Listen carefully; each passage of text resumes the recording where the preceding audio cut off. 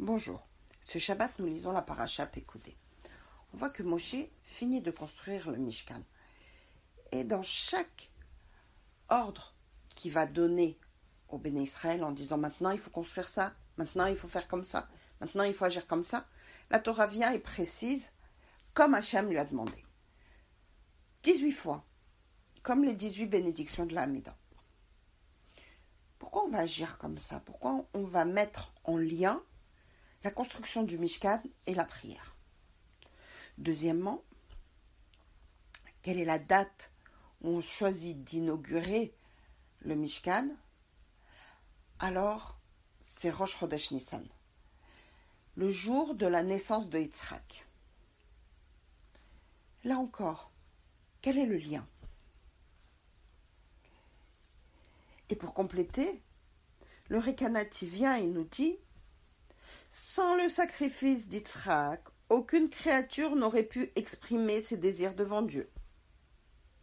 Car tout ce qu'on demande à Dieu serait exaucé si ce n'était à cause des accusateurs et des obstacles inhérents à cette requête même.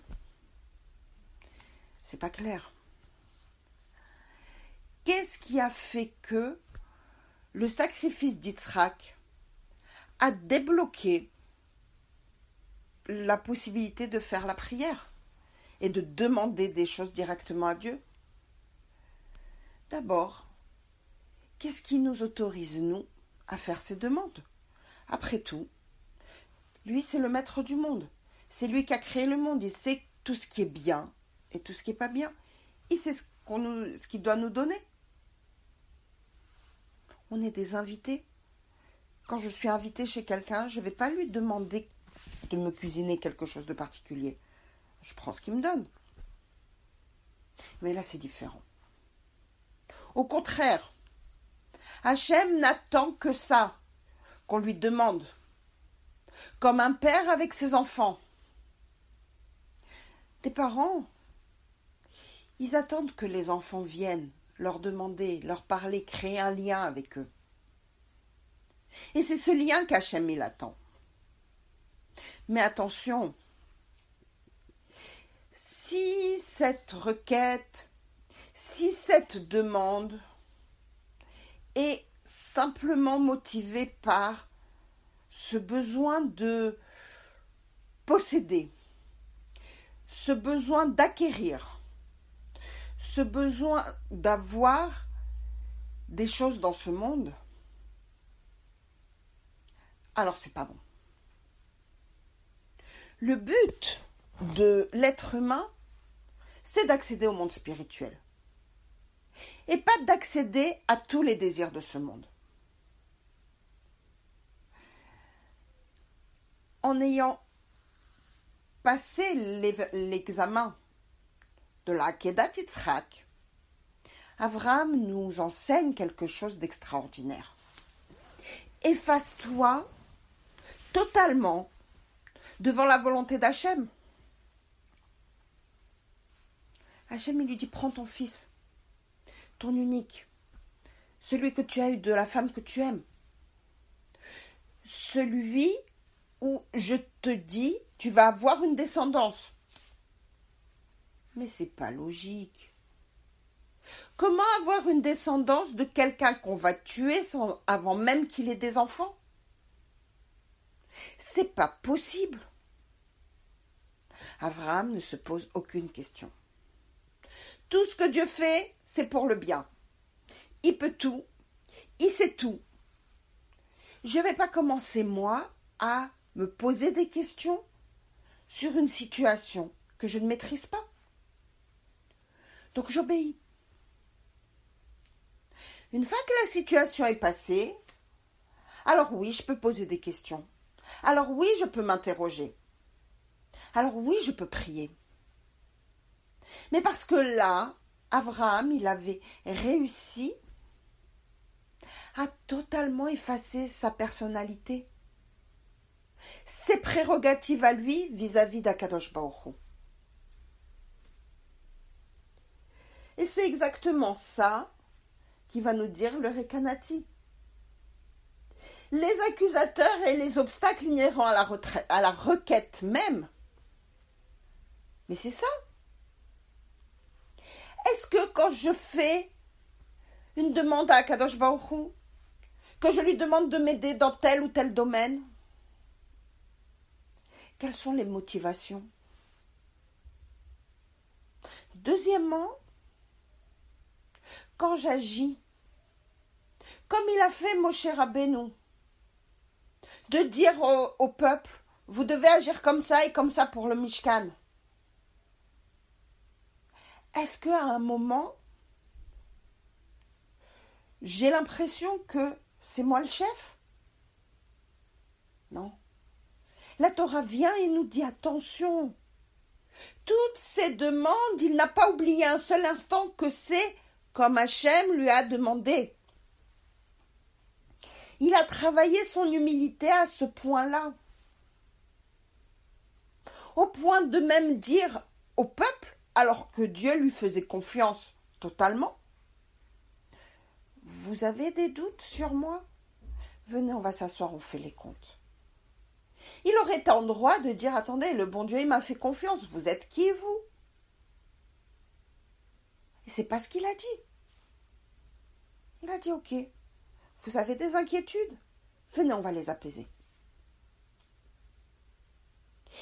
Il a à chaque fois fait passer son ressenti, ses sentiments, ses émotions au second plan.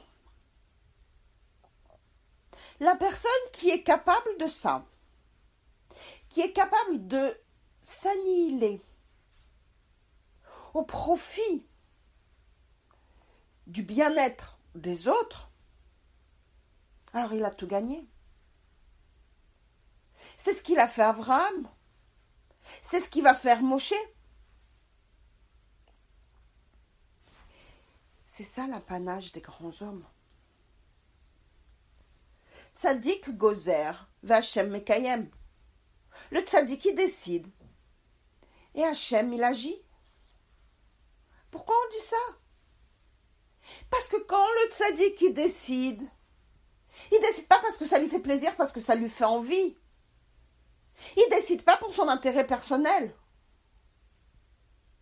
Il va lui se mettre définitivement de côté dans le but unique d'aider l'autre.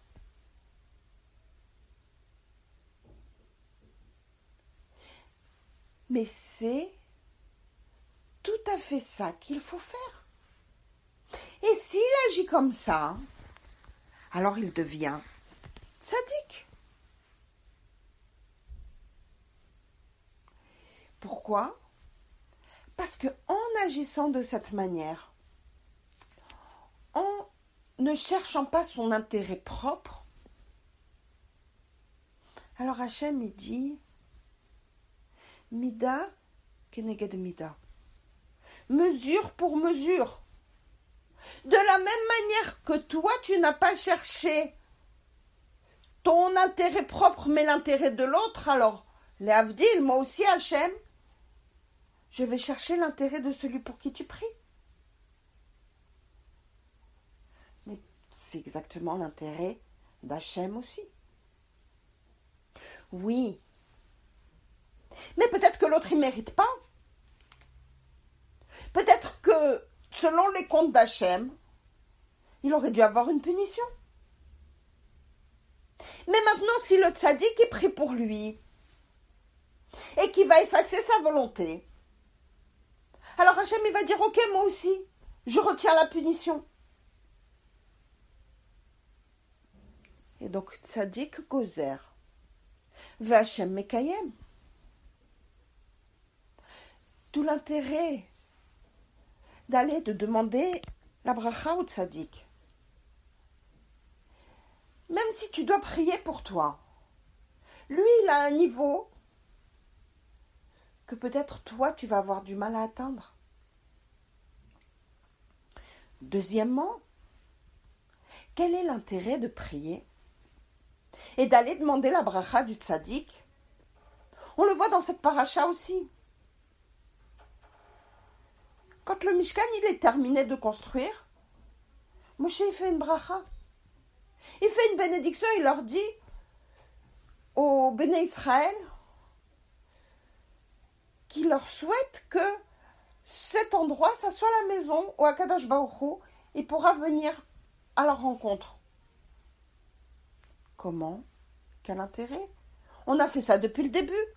On a fait ça, c'était la demande d'Hachem. Imaginons que quelqu'un il a acheté un vêtement. Il va demander une bracha au tzaddik et il lui dit voilà, fais-moi une bracha parce que regarde, je viens d'acheter un vêtement et j'aimerais que ça soit quelque chose de positif, que je puisse le mettre dans des bonnes occasions, etc. Et le tzaddik il lui dit tout simplement que Dieu fasse que tu portes le vêtement. Non mais ça c'est bon, il a ma taille, je l'ai essayé dans le magasin. Maintenant, je veux qu'il y ait quelque chose de bien avec ce vêtement. Non, ça suffit déjà ça. Pourquoi ça suffit? Parce que quand l'homme, dans chacune de ses entreprises, il pense à aller demander la bracha du tzaddik, alors il fait un pas énorme dans la spiritualité. Parce qu'il comprend une chose très importante. C'est pas par rapport à ma force, c'est pas par rapport à mes capacités que je réussis. Je ne réussis que parce que Hachem il me guide correctement, parce que Hachem il m'a envoyé là où je devais. Et comment je vais m'assurer que ça va être quelque chose qui me convient à moi? Alors je vais demander la bracha au tzaddik, puisque tzaddik gozer ve Hachem mekayem.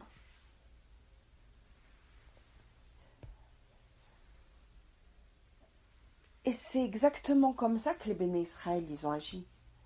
Maintenant qu'on a fini de construire le Mishkan, on va quand même donner une dimension spirituelle. Tout le matériel, on l'a fait. Mais on va élever maintenant à un niveau tel qu'on va rendre effective et inéluctable la présence d'Hachem dans ce Mishkan. Parce qu'il va y avoir des moments où on va peut-être pas avoir le niveau pour. Et dans ces cas-là, comment on va pouvoir accéder à ce que Hachem il vienne dans le Mishkan? Eh bien, grâce à la bracha de Moshe. Chodesh Tov U'Mvorach, c'est aujourd'hui le deuxième jour de Rosh Chodesh Adar. Je vous souhaite que ce soit un mois où vous puissiez avoir beaucoup de Yeshuot, beaucoup de délivrance. Sachez que le mois de Hadar, et en particulier les jours du Ta'anit Esther et de Purim, sont des jours particulièrement spécifiques pour la Tfila. De la même manière que le jour de Purim, quand un pauvre y demande, on lui donne, sans discuter, sans vérifier, sans contrôler. De la même manière, le jour de Purim, quand on prie à Akadosh Baruch Hu, il répond sans vérifier nos mérites. Shabbat Shalom U'Mvorach, Chodesh Tov U'Mvorach, c'était Esther Dayan. Merci de m'avoir écouté. Au revoir.